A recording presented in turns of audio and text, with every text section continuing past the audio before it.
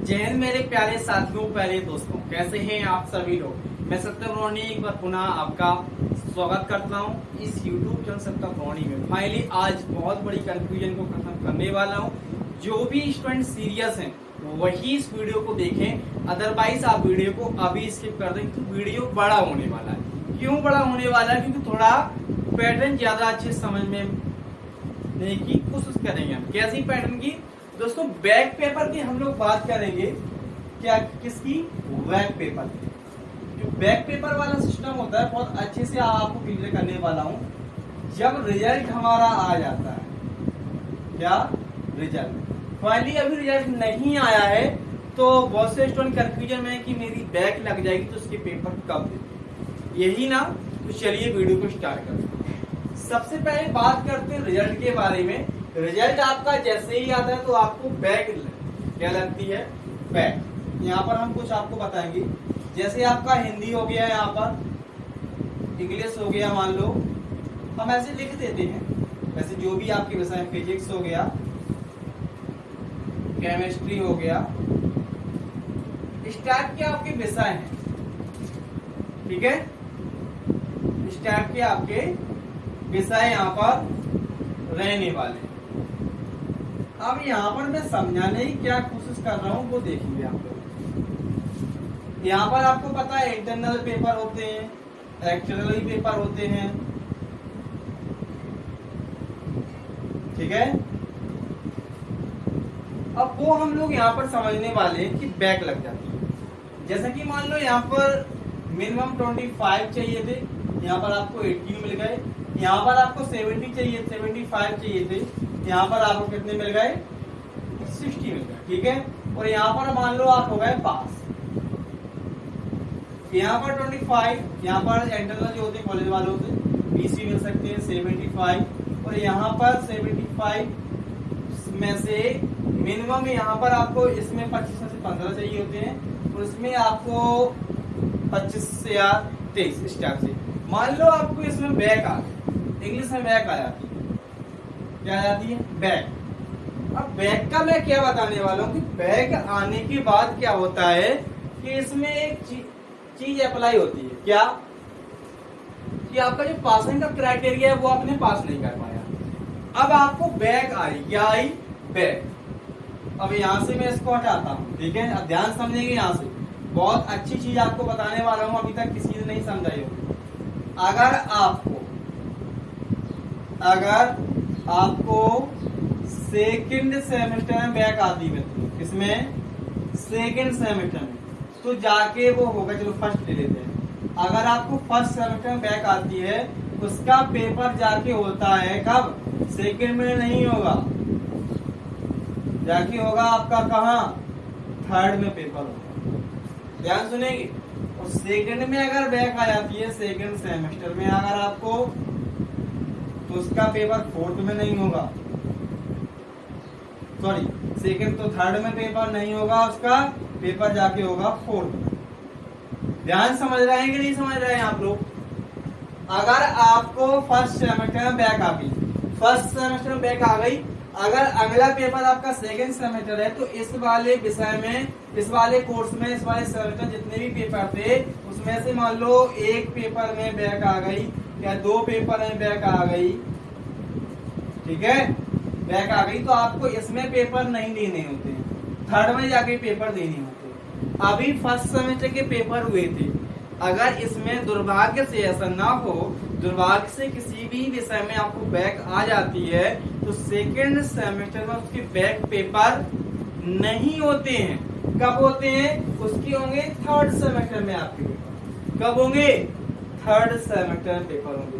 अगर सेकंड में बैक आ जाती है तो आपके थर्ड में बैक होंगे, थर्ड में पेपर नहीं होंगे, फोर्थ में होंगे। अब सर फोर्थ में बैक आ गई फिर क्या होगा? या सॉरी, थर्ड में बैक आ गई, फिर थर्ड सेमेस्टर में अगर बैक आ गई तो फोर्थ में पेपर नहीं होंगे, पेपर होंगे फिफ्थ सेमेस्टर में। और अगर फोर्थ सेमेस्टर में बैक आ गई, कब में? फोर्थ सेमेस्टर में अगर आपको बैक आ गई तो पेपर आपके फिफ्थ में नहीं होंगे मित्रों, सिक्स सेमेस्टर में पेपर होंगे। अब सर 6 सेमेस्टर में बैक आ गई, फिर क्या होगा? मेरी बीएससी थी या बीए थी, बेस सेमेस्टर तो 6 ही होते हैं क्योंकि 3 साल की ग्रेजुएशन होती है, 1 साल में 2 सेमेस्टर इक्वल टू 6 सेमेस्टर। तो 6 पे आपको फिर एक मौका दिया जाएगा स्पेशल बैक का। स्पेशल बैक क्या होते हैं? ऐसे बैक पेपर जो साथ में निकलते हैं, स्पेशल वो बैक पेपर माने जाते हैं जैसे मान लो परीक्षा से पहले ही करा ली जाए। जैसे मान लो अभी आपका फर्स्ट सेमेस्टर था, फर्स्ट में आपको बैक आ गई, उसका थर्ड में पेपर हो गया, और हो सकता है थर्ड के पहले ही पेपर करा लिए जाए, तो वो स्पेशल बैक पेपर माने जाते हैं। ठीक है। अगर एमए कर रहे हैं, एमए में 4 सेमेस्टर होते हैं। कितने होते हैं?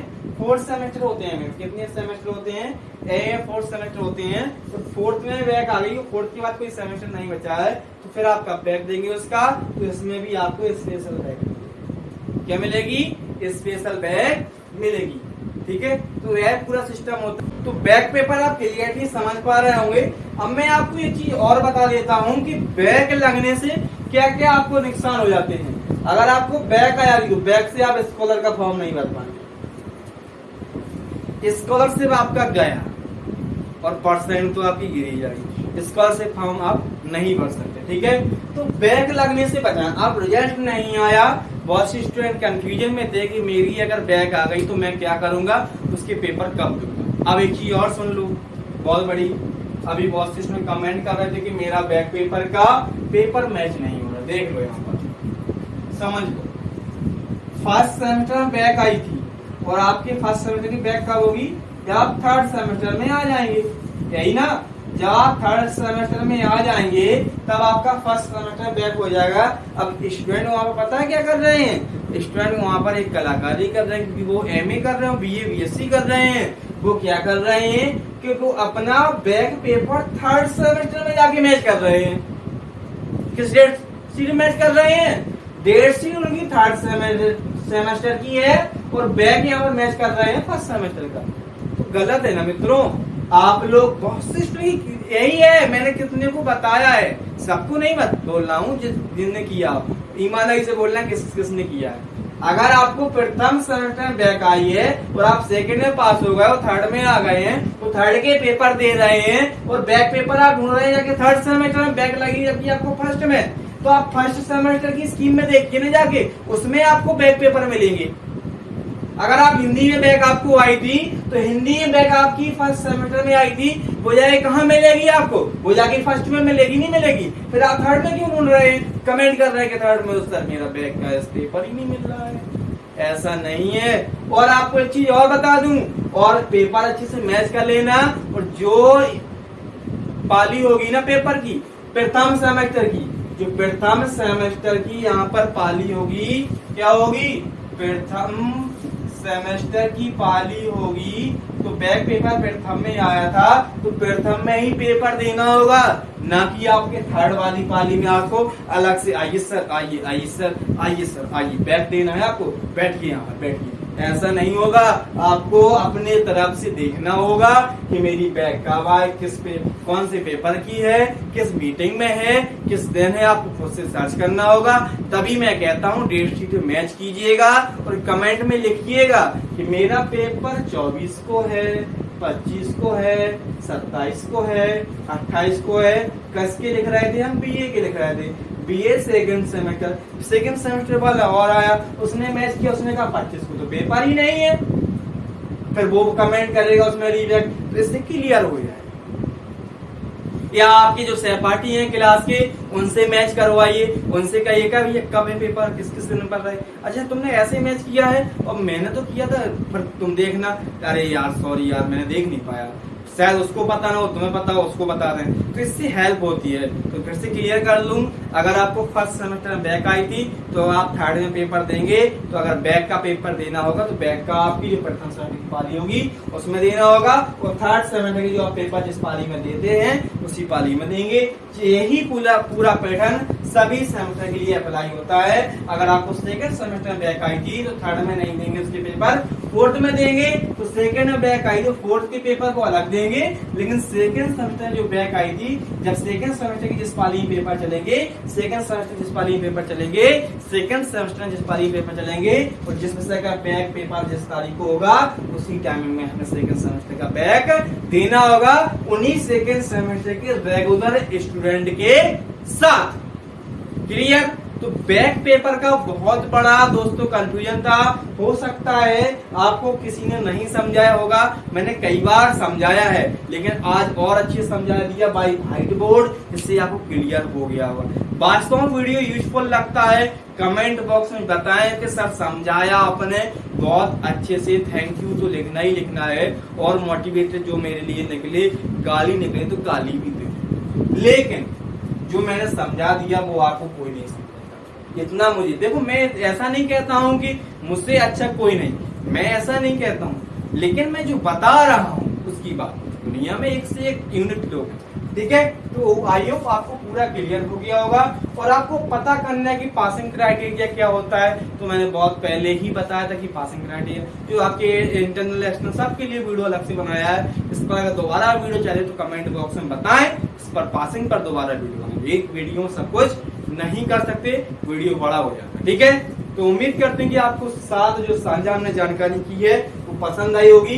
ऐसी ही ऑथेंटिक खबरें पाने के लिए सब्सक्राइब कीजिएगा, ऑल पर बेल आइकन जरूर प्रेस कीजिएगा, जितना प्यार और सपोर्ट करेंगे उतनी ही अच्छी अच्छी चीजें आपको मिलेंगी। मैं बहुत जल्दी सोच रहा हूँ कि आपको थोड़ी बहुत क्लासेस भी देना है, ठीक है, बस आप लोग प्यार बरसा दें। मिलेंगे फिर से नेक्स्ट वीडियो के साथ।